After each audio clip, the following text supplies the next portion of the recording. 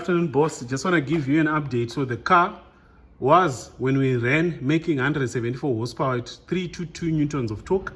I want to also let you know that this test I did after I'd removed the DPF and the AdBlue, you know, and because I was scared that if I made a run with the stuff, the exhaust might be badly blocked to a point that, you know, we might threaten the turbo. And my decision was very good, because it turns out that DPF stuff was badly blocked and we couldn't really do a run in any case. So after removal, we had 174 at 322. Then after the tune, we're now at 235 at 459. So I'm pretty sure as stock it was much less than this, given the condition it was in. So that marks a 34% increase in horsepower and a 42% increase in torque. So you can see you've got healthy gains throughout the rev range from 1500 all the way through. So I'm very happy with the outcome.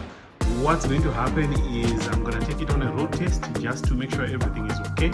Scared about the brakes because it looks like the brakes are on their way out, but nevertheless I'm going to take it on a road test, and after that you should be able to collect it.